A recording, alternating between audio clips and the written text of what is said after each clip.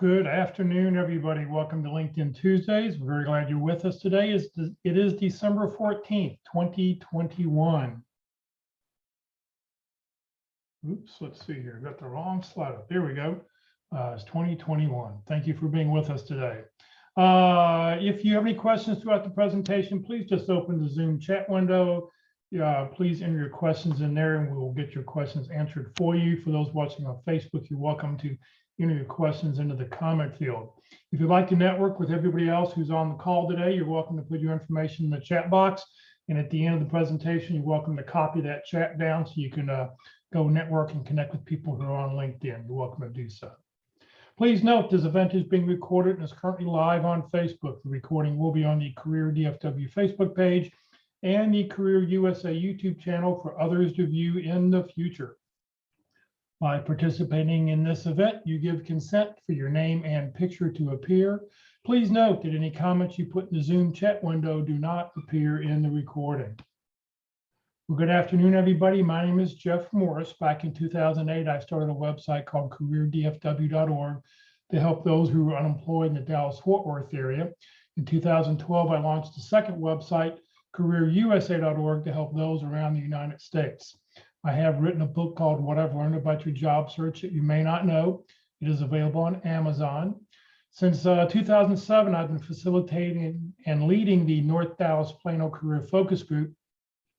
The group's been around since the late 1990s. I took it over in 2007, and I will tell you about our upcoming program that we have this Friday at the end of this session. And since 2017, I've been a member of the PIC crew, which is also known as the Practice Interview Team, a great way to practice your interviewing skills. If you're not practicing your interviewing skills, you want to be prepared so that when you get that phone call, you're ready to answer those questions. So the Practice Interview Team is totally free. If you'd like to schedule an interview, reach out to me and I'll get you the information on how you can do that. Well, we have 4 outstanding speakers who talk about LinkedIn. They rotate through every month. Locke Alderson and Ruth Lipsky are both career coaches and consultants. Terry Sullivan has a consulting business called BuzzPro, a digital sales and marketing firm. And then Kurt Vondermatter is a retained search consultant. He pays big bucks to LinkedIn. Everybody, all 4 of these speakers talk about LinkedIn from a little bit different point of view. And the reason for the 4 of them is that it's not the same material every week. In fact, even when the speakers come back a month later, they've gone and they've updated their presentation. So today our speaker is Ruth Lipsky. She's going to talk about LinkedIn search engine optimization.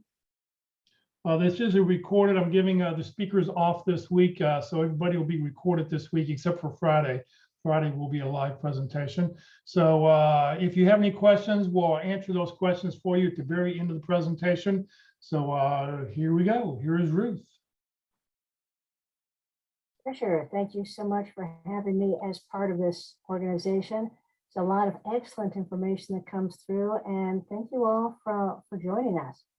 We're going to be talking about LinkedIn and how to optimize your search engine so that recruiters and hiring managers are going to be able to find you, because more and more recruiters are using LinkedIn rather than posting jobs on the job boards and waiting for those applications to come in. It's a lot faster to go right out onto LinkedIn, get the people they can need immediately. So that's what our focus for today is, and it assumes that you've got a LinkedIn profile so that you can follow along and see where we can advance things just a little bit to make you more noticeable. So the agenda today, we'll talk briefly about the LinkedIn goals. We'll talk about what recruiters see and how they use the search function. We'll talk about the titles and the skills that you've got in your profile right now and how to maximize them. And we'll review the other sections that you're able to add on to your LinkedIn profile to give it a little bit more depth. We'll also finish up by talking about networking, on how to find people in organizations that will be able to help you target the companies and the types of roles that you're looking for. So, LinkedIn, why is it so important? Because it's being used more and more. And certainly as we're seeing these activities in the new world of everybody working from home, including the recruiters, being able to say that you've got information out there that can be found easily is important. A third of all jobs these days from companies mid-size and larger are coming from LinkedIn. Half of the jobs offered by a company are still coming off of the company website, and there's a lot of value to applying for jobs on the company website. Having referrals, people within the company give a recommendation to the hiring manager or the recruiter, using the outside recruiters. But LinkedIn, more and more, is the source of an easy, quick find when a recruiter needs somebody quickly. So you've got two goals on LinkedIn, and the first one you should be fairly comfortable with because people talk about this part of it all the time. Set up a welcoming LinkedIn profile so that when recruiters or hiring managers land on your profile, it is easy to read. You've got a good headshot of yourself, that you've got a background that speaks to the type of role you're looking for, maybe even some personal information if it seems appropriate for the type of role you're looking for. But the other goal that you have is that you need to be found on LinkedIn. And there are millions of people on LinkedIn these days. You want to be the one that shows up at the top of the list when a recruiter is looking for someone with your title, your skills, your experience. The difference between these goals is fairly slight, but it is important. You may hear on this first goal that you don't need to be an all-star, which means that the 7 areas that LinkedIn feels are important have all been filled out. And it's true that when a recruiter or a hiring manager is on your profile, they don't care about the status and they don't care how many of the sections are filled out. They want to make sure that the information that you have can guide them to a decision as to whether you're good for their job or not. But if you're looking to optimize your profile, you absolutely need to be an all-star because LinkedIn gives additional bonus points to people who are all-stars because they feel that it's more important to include all information possible about you. So the things that we're going to be talking about now are going to be important for search engine, but they might not be as important once a person actually lands on your profile. But you got to get them there first. So in order to figure out what to have on your profile, we need to work backwards. We need to take a look at what recruiters are seeing and how their information is parsed for them. And the first thing to realize is that LinkedIn gives your profile a score. So every day, LinkedIn calculates what your profile is worth. And it's based on how much content you have out there, how much activity you have on LinkedIn. You can't see your score. That's something that is hidden from you. And LinkedIn is not going to give you any information about the point value of any of the activities. But be aware that everything you do on LinkedIn is tracked by LinkedIn and is given some points to you. And this is no different from any other social media site. In fact, it's no different from any other site. If you have Googled something recently, you'll find out that that subject pops up every page you go on to for the next couple of days until they wear you out. So not unusual in social media to be tracked. You just need to know that LinkedIn calculates a score based on how interactive you are and how much information you have. Now, when a recruiter is doing a search, they're generally going to be putting in a title, in this case, a project manager, and a location, the greater Chicago area, and then they'll put in some skills that are associated with that job. You'll see in this case that there are 42,798 candidates that came up with a profile that matches this type of search. Now, the thing to know is that LinkedIn does not do anything randomly. There is a reason that this person came up number 1, and this person came up number 2, and this person number 3. And it deals with the way that the filters are set up by the recruiter, but also by the point value that this person has. How active are they? How visible are they to this recruiter for this type of search? So the filters that this person has right now, they are looking for people who are open to new opportunities. At the top of your profile, you've got an area that says if you are open to new jobs, it asks you to fill out a couple of job titles, up to 5 of them. Some information about where you want to work, if you want to work remote, if you're looking for a geographic location.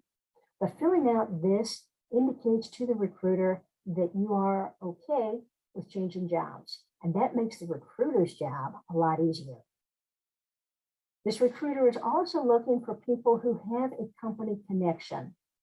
This person is linked to somebody in this recruiter's company, which indicates that there's an interest in the company, maybe knows something a little bit more about the culture or how the company is going to be working because you've got a connection there.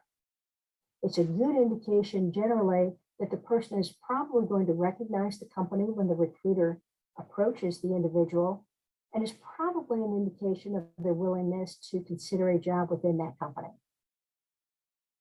Similar to that is if they are engaged in the talent brand. That means that these people are following the company on their LinkedIn interest area. They've gone out to the LinkedIn site for that company. They are following the company, and therefore, anytime the company has a post on LinkedIn that talks about something dealing with employee engagement, an activity they have for all employees, maybe something that deals with a new product, that's going to show up on the home page of these folks. And by showing an interest in the company, by being part of the talent brand, and accepting the information that's going to come up on your home page, makes it a lot easier for the recruiter to think that these people are truly interested in the company, know something about it, and are be willing to be approached for a job within the company. There's a lot of other things that go into this, and that's going back to the idea that LinkedIn is keeping track of how much activity these people have. Are they writing recommendations for people? Are they indicating that people have skills by endorsing them in the skills and endorsement area? A lot of things that go into this point value, but we do know that there's a reason that people are put in this order, and you can control it by the amount of activity and the way you're connecting with the companies that you most want to target. There's another type of search that a recruiter is doing in LinkedIn Recruiter. They're looking for accountants. That's all they're looking for. And they found a little over 4 million of them. This is a very broad search and probably isn't going to tell the recruiter that much, but the filters that this recruiter has are a little bit different than we saw on the previous page. In this case, this recruiter is looking for those who are more likely to respond. This is another one of those fields that you can't see, but is calculated about your profile. Anytime a recruiter reaches out to you on LinkedIn through the message center, you need to be able to respond to that recruiter, because that will increase your score on that likely to respond area. If you ignore the recruiter's reach, then you're going to have a lower score. So anytime you see that a recruiter is talking to you on your messages, you need to respond, even if it's something to say, not interested in this company, it's not an industry I'd like to join, or this is a different level job than what I'm looking for. If you have anything that's at this level, let me know because it sounds interesting. But being able to at least respond is, even if it's a negative, is going to help you on that likely to respond score. Once again, most recruiters are looking for, are you open to new opportunities? Are you willing to have a discussion with me? And having the company connections, being connected to people within that company. Interesting to see that of the 4 million candidates that came up in this search, LinkedIn has chosen these people as the top candidates out of 4 million. Once again, not random. There's a reason behind it. These people are probably very active on LinkedIn and probably have very complete profiles. So what is the LinkedIn recruiter search engine looking for? First and foremost, it's looking for mutual interest. The company recruiter is looking to see if you have a good likely to respond rate, if you're connected to either the companies in the company on LinkedIn or any employees within the company. If you have applied to the company in the past, that is a very positive sign. And most recruiters are interested in people who have put in multiple applications for the company because they feel that that's a sincere appreciation of the company, its products, its culture. Then it's going to be taking a look at, can you do the job that we're looking for? Do you have the title? Do you have the key skills? Have you passed in any of the skill quizzes that are available for your skills? It's also going to be looking for the amount of activity you have on LinkedIn. And if the recruiter has some past preferences, those will be included also. But in order to be found by a recruiter, connect with people in companies that you're interested in, follow the company in your LinkedIn interest area, and make sure that you've got the titles and the skills that are appropriate for the job that you're looking for. So, looking for titles. You notice that when we were looking at the information that the recruiter sees, there's not a lot of information that comes up. You've got the person's name and their current title. You've got the past two titles, and it's got the education. That's it. The recruiter is probably going to look through 100 or more of these short little blurbs, looking for people that they can click on that look as if they're a little bit more appealing and are worth seeing the details in their LinkedIn profile. But they don't have an awful lot of information to go on if you're using the LinkedIn standard information and using all the defaults that LinkedIn has set up. What you need to do, though, is to maximize your titles so that you give the recruiter more information when your name pops up. So first, use the titles that LinkedIn has standardized. LinkedIn has standardized all titles that are being used in the United States that are fairly broad titles, but an exact match to a title gives you bonus points in the search. And if you don't know what their standardized titles are, you can take a look at that open to work section. It's got that area for you to put in up to 5 different titles that you're looking for. Those are all standardized titles. Those aren't free-form fields. They want you to choose something that has already been set up in their database. You also need to put in multiple titles. So in your headline area, your open to work area, then you need to put in more titles because that's going to indicate that you have the ability to do multiple roles, maybe at different levels of an organization. And in the experience section, where you probably have the title of your previous company, you can add more titles to that so that you have an explanation of what that title means. Sometimes companies get real creative about what they want to call a title, and it doesn't mean a lot outside that company. You may have to translate that. I'll take a look at that once we get into the LinkedIn profile, once we move that far.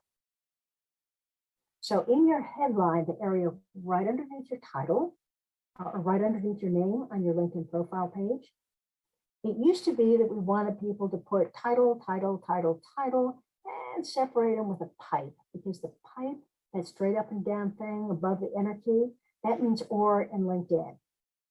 But recently, LinkedIn expanded this area to 220 characters so that you can put in a value statement and skills so that the recruiter, when they see your profile on the results page of a search, that you're giving them more information about who you are and what you can do. So instead of just saying VP marketing or global marketing, you can add creating value for business through effective marketing strategies. That's going to look a lot better to a recruiter than just a title that could mean something different at that company than what the recruiter's company has. Specializing in international business expansion. helping the world become more customer centric. Put in more information. You've got 220 characters. Put in more information for the recruiter. Now, if you are in a field like a software developer, you can just put in the programs that you are comfortable for your future jobs. And they can be either the software itself or some aspect of the details of the scientific side that you want to be able to put out here. But use the 220 characters. It's going to be so helpful for a recruiter when your name does come up and they're able to see a little bit more about what you specialize in. So here's what you'll do on the headline title generator. You can start off with an adjective if you want. If you're certified, if you are dynamic, skilled, experienced, licensed, award-winning, having that first word can be a plus for the type of information that follows. But then add a couple different titles. And by adding the titles, you're going to be able to use the ones that are on LinkedIn's standardized list of titles. And either on the Open to Work or the Jobs tab, both of those have standardized titles that you can look up. Then you add in the value statement of what you can do for your next company. Specializing in, focused on, able to. Put in some information that is going to guide the recruiter to your profile because you're giving them more information about you. Okay, on all that?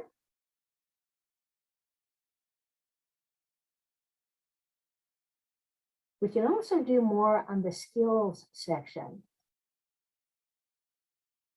What we found out from LinkedIn is that the skills that were looked at most often by recruiters are these 5: creativity, persuasion, collaboration, adaptability, and emotional intelligence. If those are the skills that recruiters are looking for most often, then you need to have those in your profile. You can put them in your skill and endorsement area, or you can put them in your about section, your experience section. If it can be added to your headline section, that's good too. But remember that LinkedIn is using a matching program just like most applicant tracking systems do. And if you wanted to say you are an adaptable project manager, that's not going to show up in the search for that the recruiters are doing because they're looking for adaptability. So you would have to use project manager with skilled in adaptability. The exact words are important on LinkedIn because they're not using a root word comparison. They're using an exact word comparison. So these are the words, use those exactly, put them in your profile. Now, if you're looking for a remote job, like so many people are these days, and having worked remote for the last year and a half, I love it. It's going to be hard to get me back into an office. But if you're looking for remote, then you want to talk about some of the self-management skills that you have that make you successful at being able to work from home. So put into your profile active learning, resilience, stress tolerance, self-motivation. Those are going to give the recruiter a good feel that you are capable of working from home and are still going to be productive and cooperative and creative in the time that you are at home. In the skill and endorsement area, LinkedIn does allow you to have up to 50 different skills. Use that area, put as many as you can in there. We recommend going up to 45 or 50. 45 is good because a lot of times when you're taking a look at jobs that you want to apply for, you'll notice that there's a skill that they are asking for in that job posting that you might not have considered adding to your resume or your LinkedIn profile. Put it into your LinkedIn profile. You can easily put it into your skills area if you've given yourself a little bit of room for those extra skills. The skills that you have should be both technical and soft skills. So not only do you need to put in the technical skills of what you did, you need to talk about how you use those skills. You need to be able to talk about communication and building relationships and trustworthiness. And being able to put in those words is going to give you more of a balance as to not only what you can do, but how you can do it. And the higher up you are in an organization, the more those soft skills matter. So putting in words like strategy and goal setting, adaptability, flexibility, coaching, mentoring are going to be important ways to show that you've got value besides just doing a technical role. LinkedIn allows you to have 3 that show up on your profile before you have to click that See More button. Those 3 skills need to be the ones that are most important on your job search. And if you are looking for a managerial position or a supervisory position, one of those skills needs to be a soft skill, a managerial skill. The others can be technical skills. It's also nice to have one skill that is an unusual skill that is not expected to be found in a job posting. So adding a hobby that is going to make you just a little bit different from everybody else who has the same type of skills for that role. Being able to say that you are a world traveler, that you're a hiker, that you like quilting, that you enjoy culinary, is going to give you a little bit more to stand out. And any little bit that catches the recruiter's attention or makes you different from the other 100 profiles that they're looking at is going to be worthwhile. Now, warning, LinkedIn puts all of these skills into categories, and you can't change from one category to another.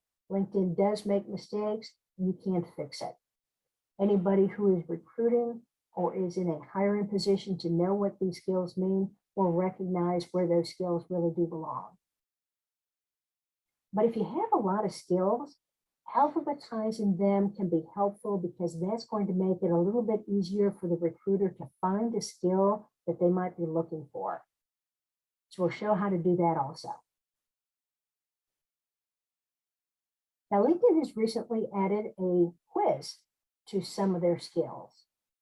It used to be that anytime you got endorsed for a skill, that would give you more credibility for your strength in that skill. What LinkedIn found, though, and recruiters definitely found, is that just because you had a bunch of endorsements for a skill didn't really mean that you were good at that. So they created a skill quiz for things that were technical, for business, and for design.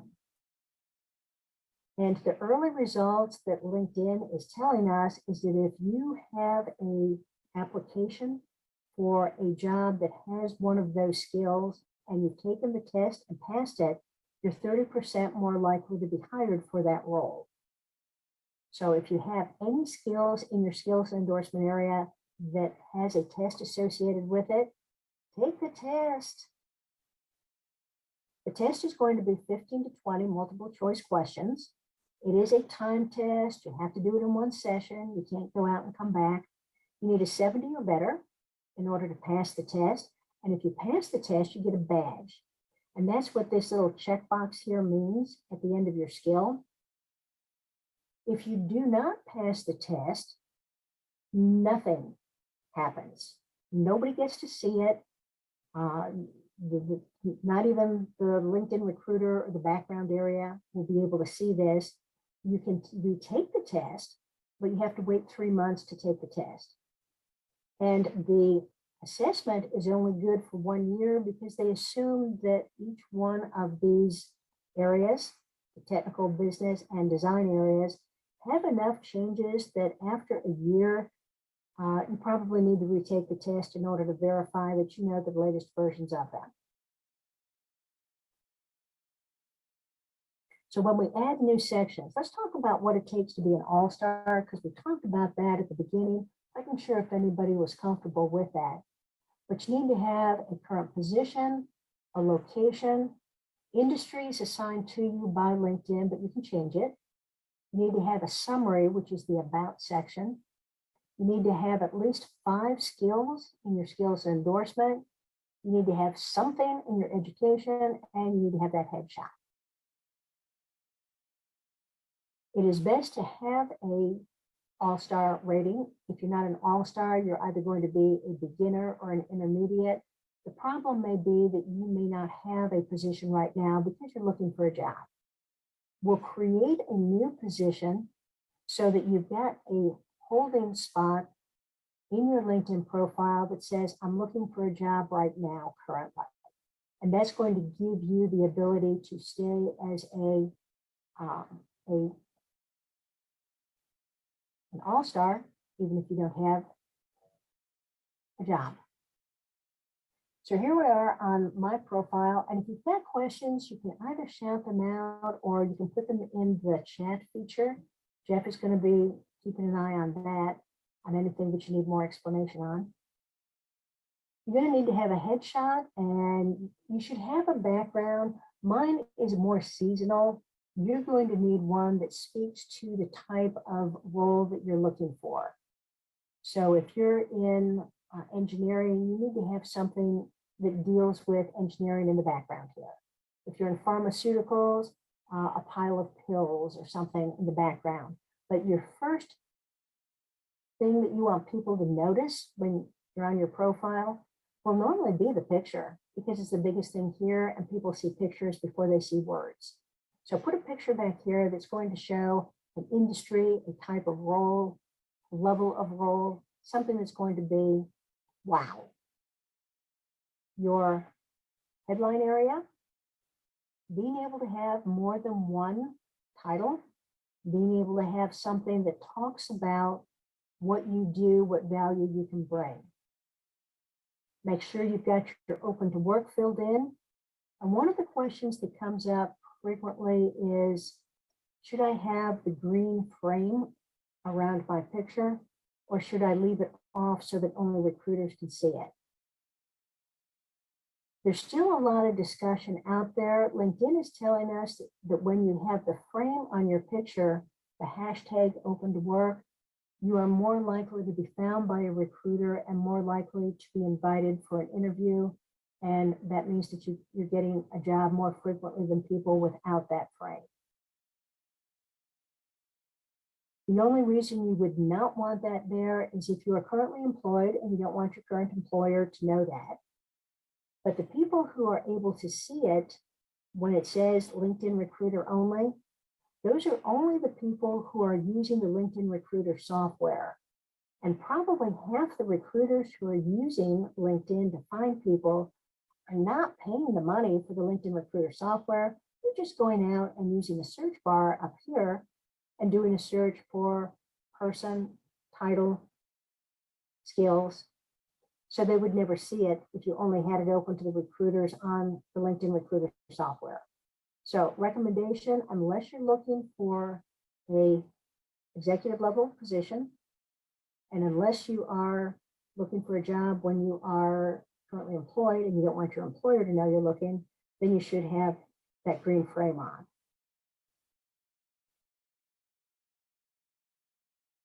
Although they do not tell you what you've got in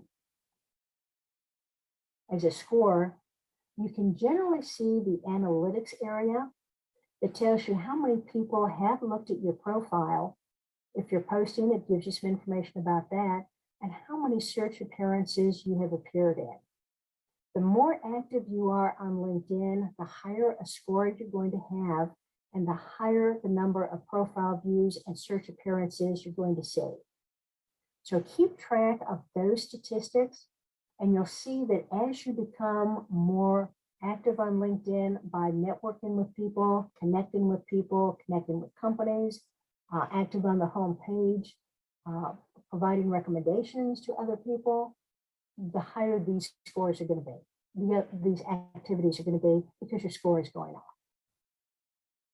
Now we talked about the About section. The About section is the largest area on LinkedIn, 2,600 characters. In order to be most readable, your paragraphs should be no more than 4 lines deep. Keep them short and readable. If they're 5 lines deep, they become unreadable. They become a wall of words. No one's going to read them. But if you're taking a look at these short paragraphs, easy to read. And if you wanted to put your skills in a list format, that's even easier to read. So you've got 2,600 characters, and always make sure that you've got your email or a personal email in here so that you're able to get the attention of the recruiter easily.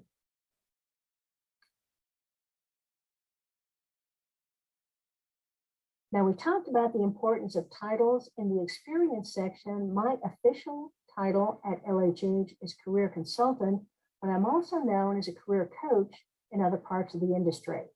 I'm putting both titles here, separating them by a pipe so that I can come up higher in a job search if somebody is looking for a career coach instead of a career consultant.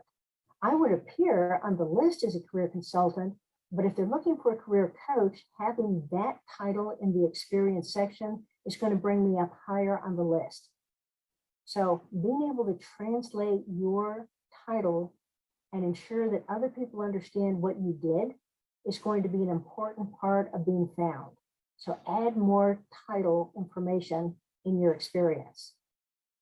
Here's the other way to do it. You can either have also known as type, or in this case, I was senior manager of training and development, but all of my work dealt with instructional design and e-learning development.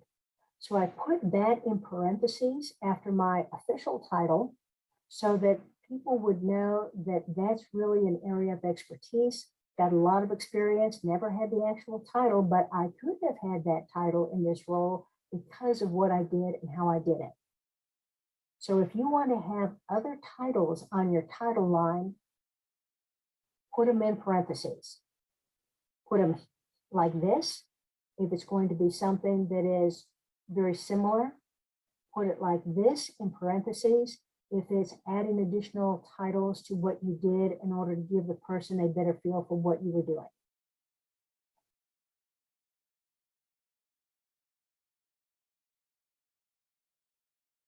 In your skills and endorsement area, have you noticed that that has changed? It does allow to have the top 3 that you feel are most important for the role you're in or the role that you're looking for. It does have the skill quiz, and if you click on this, it's going to say, here are all of the different skill quizzes that we have. Pick the one that you want and go ahead and take that skill quiz. If you don't have, get back down to it. If you don't have take skill quiz here, it probably means that none of the skills that you have listed in this section have a quiz associated with it. But when you open this up now, you may see, and this is a new format that just got rolled out last week. And normally a rollout on LinkedIn takes 3 to 5 months, depending on what it is. So yours may look different than mine because I'm an early adapter for LinkedIn, but it'll show all your skills.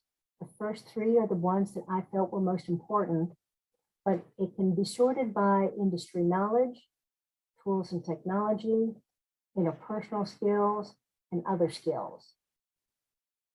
But if you want to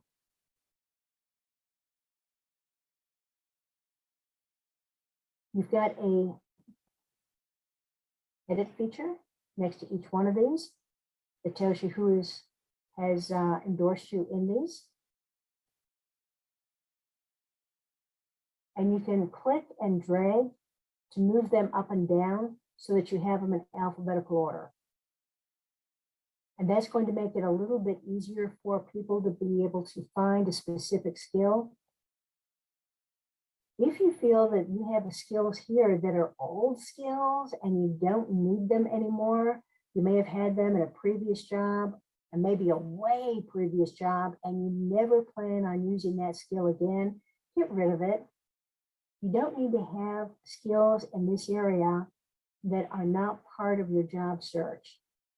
And being able to get rid of it is going to be an important way of ensuring that you've got the right information and the right skills so that you're not being approached for jobs that you're no longer interested in because you don't want to use that skill.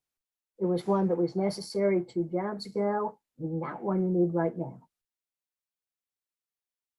So skills are going to be an important part of what you're going to be selling yourself for. Make sure they're current.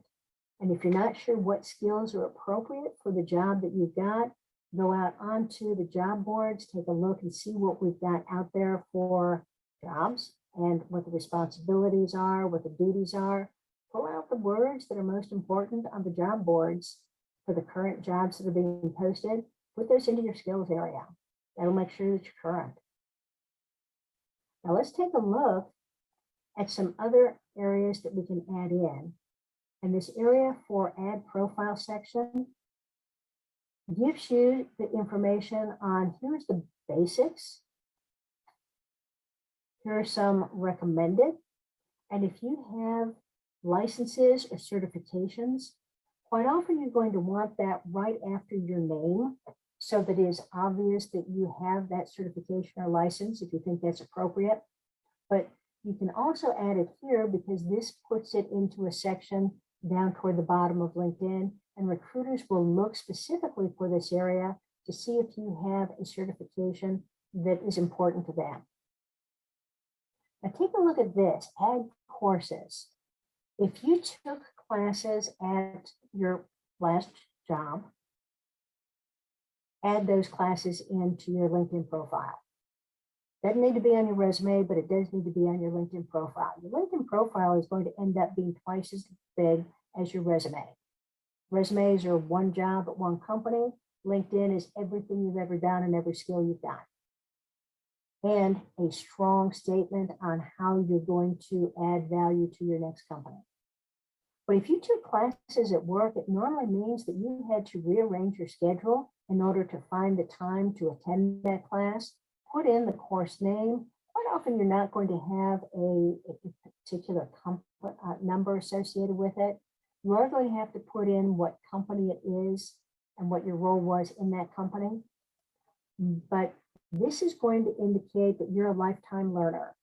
And if you say that you want to move into a new job and you're willing to learn the aspects and the nuances of a new company's role, you need to prove that you can learn and that you recognize that learning and taking additional classes and learning new skills is an important part of your life and you've always been part of it.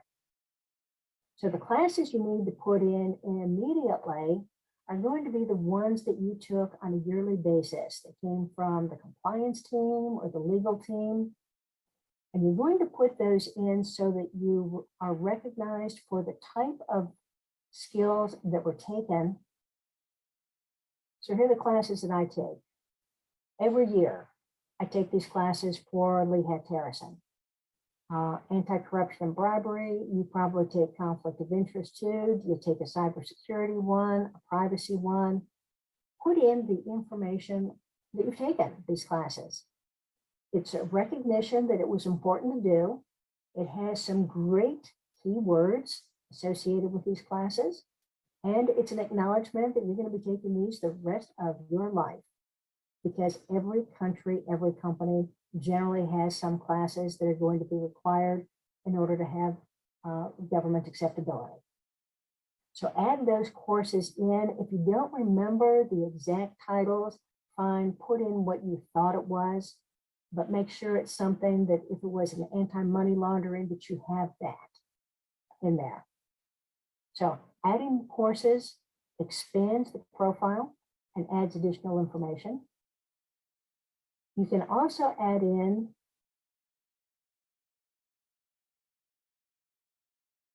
volunteer experience. Companies more and more are looking for people who volunteer in the community. So whether you do it through a religious organization, through the company that you were in, whether it's just something that you do for yourself, put that into your LinkedIn profile because it indicates a willingness to give back. And companies are more and more engaged with developing a role in the community that is going to be strong for them. So adding in volunteer experience, you've got publications, patents, those need to be there too. If you've had honors or awards, put those in. Stay away from test scores unless you just graduated from college and you need people to know what your GPA was, your SATs were. After about a year, those test scores are of no value. This project area is a good one to take a look at because on your resume and in your LinkedIn profile, in your experience sections, you're probably talking about things that you did that were the highlights of your activity. Here's what I accomplished. Here are the things that I did that made a difference. You don't get an awful lot of room on your resume or your experience section in LinkedIn, but this area offers the opportunity to put in lots of information. This is the second largest area of LinkedIn. It is second only to the About section. This is 2,000 characters. So give your project a name. It doesn't need a project. It can be any activity that you did. You're going to put in what role you were when you did this, but take a look at this description area, 2,000 characters. This gives you the opportunity to talk about, here's what the situation was. Here are the tasks. Here are the actions. Here's what I did. Here are the results. Being able to use the star format, being able to use how you did the job, the details of who you worked with, the number of people, departments, whatever, what the results were. This gives you plenty of space. And the more words you have on LinkedIn, and particularly the more keywords you have on LinkedIn, the higher you're going to appear on a recruiter search. Because the recruiter search is not just looking for a keyword in your profile. LinkedIn counts the number of times you use a keyword, and the more times you use that word, the more they feel that you truly do have skills in that. So repeating words, repeating activities is going to be key to being found and is going to help that search engine find you. So adding projects is going to be a big part of it. But networking is going to be an even bigger part of it, a company that they're interested in. Mantech? Manatech. Yeah, Mantech. Okay, here you go. When you type it in the search bar on any of these tabs, except for the Jobs tab, you'll be able to see that you've got a bunch of different options here. You're going to find the company logo and that the company truly is the one that you want. When you click on that, you're going to see that you can follow it or you can view the page. Go directly to the page. And you can see that this is Mantech, Secure in the Future, what it does, where it is located, the number of followers, the number of employees. You don't really care about that. Go to the Jobs feature here, and you can create a job alert where you can put in a job title and a location. And anytime the recruiter puts a job on LinkedIn that has that title, that location, and that matches your profile, LinkedIn will send your profile to the recruiter and say, here's somebody who is already interested in you. So you can create a job alert. This is different from the job alert that you have on the Jobs tab. So be careful about that because LinkedIn only allows you 20 altogether. But creating a job alert for the job at the company that you're looking for is going to be important. Now, here's the other thing you're looking at on the tab. You're going to follow it because that's going to drop it in your interest area and is going to be important for any recruiter from this company. They're going to be looking there to see if you're following them. Go to the people, and this will give you information about the number of people who are employed. And in this first section, it talks about where they live and where they studied. If you click on next, it'll show you what they do, what department they work in, what they studied. Click next again, and it'll show you the skills that they have in their skills and endorsement area, and if you're connected to them in a second or a first degree. You lose track of people that you have worked with, and being able to take a look at a company site and find that you have people that you know at that company, that's going to be really helpful in finding the job that you want. Well, let's go back and take a look at where they live. let's just say that we want people who are in San Antonio, 189 of them. When we go to next and we say, here's what they do, I want to take a look at the people who are in the business development area. And here they are. If you want to be in this department, in this city, for this company, here are the people that are available to connect with. And being able to find somebody who might have a similar title is going to make it easier to connect with them. Never use a white connect button on this page because that only sends the default message, I'd like to be part of your network. You're going to go on to the person's profile page by clicking either their name or the picture. And you're going to use the blue connect button because that allows you to personalize a message to them. I see I'm interested in Mantech as a possible career choice. I see you're in this department. How do you like it there? Let's connect. So being able to put in a little bit more information about why you're connecting, having somebody that's a similar job is going to be a big one. Or if you want to just be able to say, looking for people who are in the Baltimore, Maryland area, and I'm really interested in looking for people who are recruiters. So anybody with a title of recruiter, there are 10 of them in the Baltimore area. Here they are. Nice way to be able to connect with somebody in the company. Recruiters tend to connect with people more so than other departments, but being able to go onto the web page, is there anything in common that you have with this person?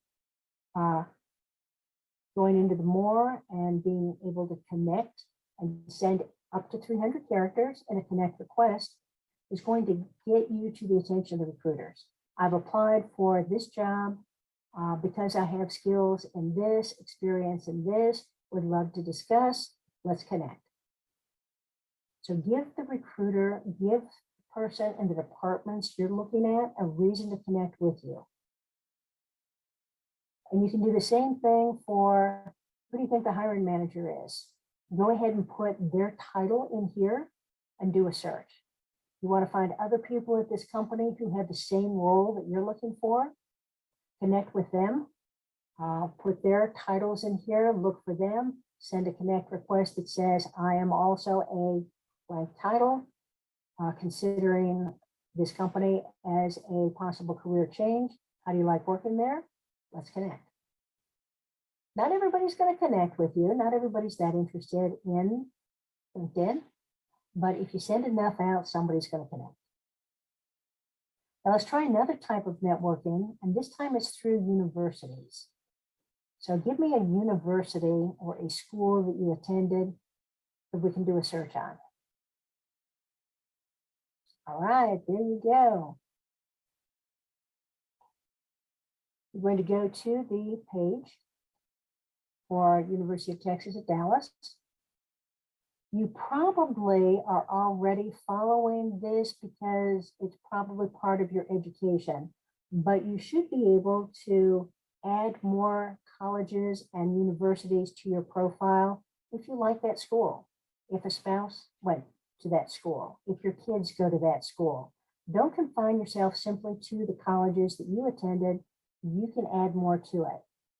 But in this case, we're going to be taking a look at alumni. And for alumni, it's going to tell us about the 124,713 people who attended in the last 121 years and who have a LinkedIn profile. What's important about this is not necessarily where they live, but where they work. So if you want to find people who attended a school you went to and are currently employed at a company that didn't work out, that would have been nice if it did.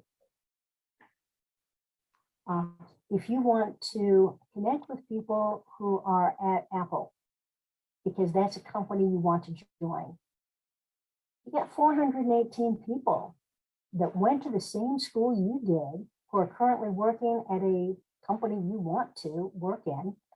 You can narrow it down by going in and saying, I only want to look at people who are in the IT group. Now you've narrowed it down all the more. You can take a look at the people through here, and your connection here is, I see you also attended UTD. I enjoyed my time there. I'm interested in Apple as a career move. Let's connect. So being able to give a reason why you want to connect with them. You went to the same school. Networking within an alumni group is a real plus. So utilize that to get into an organization. And once you're a first degree connection and you get an interview for that company, you can send them a note and say, got an interview for this job. Any suggestions, any thoughts on how I should prepare? I might give you some insider information about what they're actually looking for or what recruiters tend to be asking. So use that in order to network, because that's a huge part of how things work and the way that you can connect.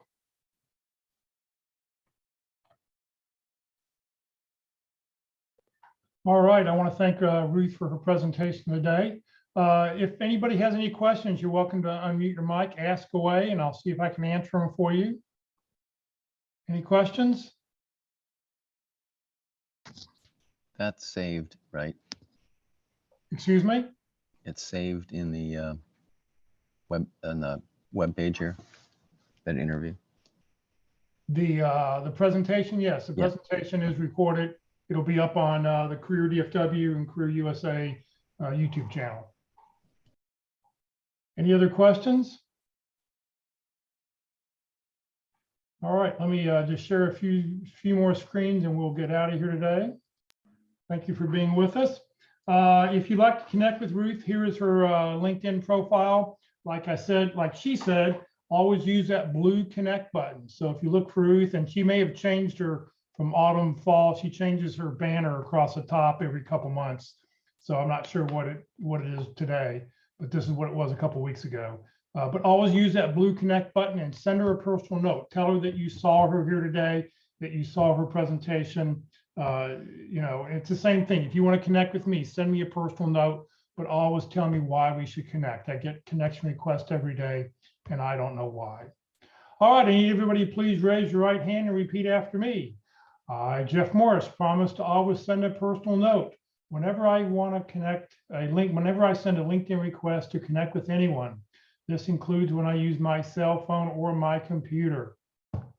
Very, very, very important. Like I said, use that blue connect button. If you see a white connect button, click on the person's profile and find the blue connect button. All right, Career DFW and Career USA, we're putting on training 4 days a week. Hopefully you'll join us. Tomorrow we have a very good presentation by Jack Bick for interviewing Wednesdays. It'll be clarity when you need it most. This is for the months of November, December. We've had special guest speakers talking about interviewing. And then I'm really excited to announce that starting in January, Interviewing Wednesdays will go back to the practice interview team. And hopefully we will be showing you a live interview or a recorded interview that the panel did. So you can actually see somebody else being recorded, somebody else being interviewed, which should be very fascinating to do. So that's our goal for the, starting in January, to get back to actually seeing a real interview every week. So, join us tomorrow, but then also join us again in January on Wednesday for some real interviews. This Thursday, being the third Thursday of the month, we're going to talk about resumes, the top 10 big mistakes of resume writing.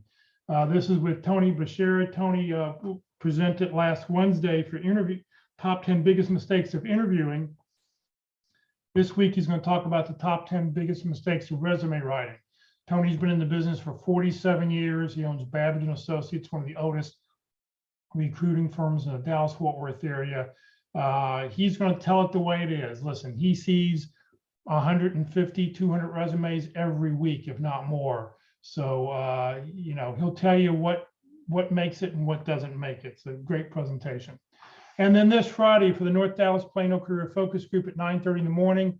For the last 11, this will be our 11th year doing it. This will be our last presentation of the month for the year, because we won't have a session Christmas and New Year's Eves. Taxes, a 2021 wrap up before you prepare your taxes. Things to think about when you're unemployed, what you can deduct, what you cannot deduct. Susan Holly, who's a senior tax advisor, she's with H&R Block, will be our speaker. She's been with us, like I said, for the last 11 years, and it'll be a sort of a detailed presentation of really some great things. So please join us this Friday if you do your own taxes. We will not have any workshops the week of Christmas and the week of New Year's. So we'll be back the first week of January. So watch your emails and we'll get that schedule out to people.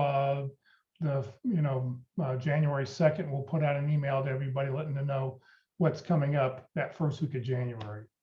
If you'd like to join the Career DFW or Career USA LinkedIn groups, you're welcome to do so. We just recently passed 13,400 members in the Career DFW group. You do not have to live in the Dallas-Fort Worth area to join the Career DFW group. You're welcome to join both. Here's just an opportunity for you to expand your connections and be able to connect with more and more people. This session was recorded. It is going to be on the Career DFW Facebook page and the Career USA YouTube channel. On the Career USA YouTube channels, really the easiest way to find the video, click on playlist where you see the green arrow, and then down below, you want to select whichever playlist you want. But don't click on the video, click down where you see the red arrow where it says view full playlist, and then up will come a list of the most current sessions that are up on the website.